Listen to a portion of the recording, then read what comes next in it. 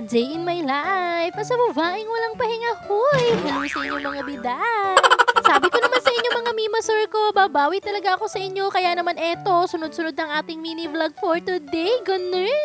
Dahil very good nga ang aking my love. Kaya ayan, binilhan ko nga siya ng toy. Halagang 20 pesos nga lang yan dahil nga nagpagupit siya.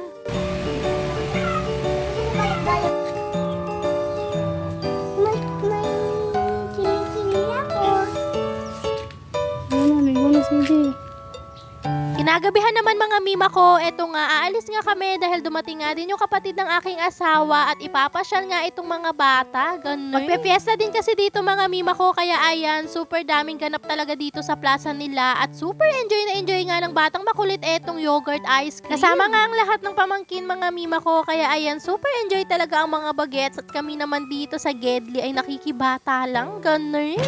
Meron din palang dalawang pamangkin ang hindi nakasama mga mima ko kasi bago nga kami magkayayaan ay talaga namang umuulan ng mga oras na yan. Ganun. But anyways, eto, natuloy pa rin kami kasi wala talagang papatinag sa pamilyang ito. Hala siya, hindi ka gaganon for today.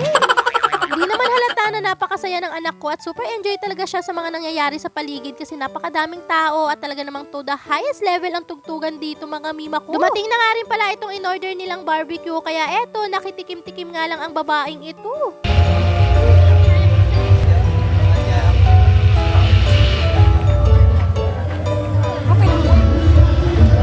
Eto na nga ang pinaka-exciting part mga mima ko. Although 3 beses naman na akong nakasakay sa ganitong Vikings mga mima ko. Pero iba pa rin talaga kapag kasama mo pala yung asawa mo. Hala siya. For the lakas-lakasin na lang talaga ng loob to mga mima ko.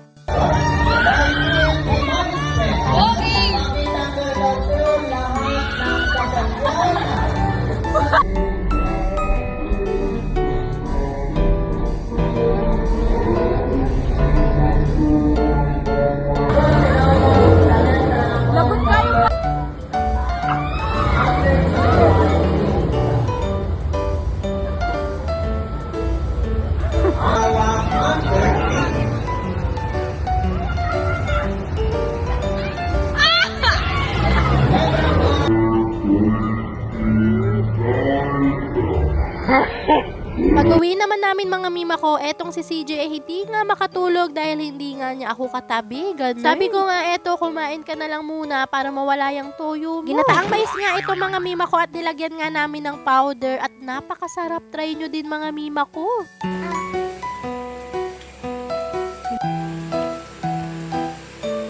Sila nga lang dalawang mag-amang nakaubos niyan at hindi na nga rin ako nakihati dahil alam ko namang mabibitin lang sila. At yun lang muna for today mga mawe!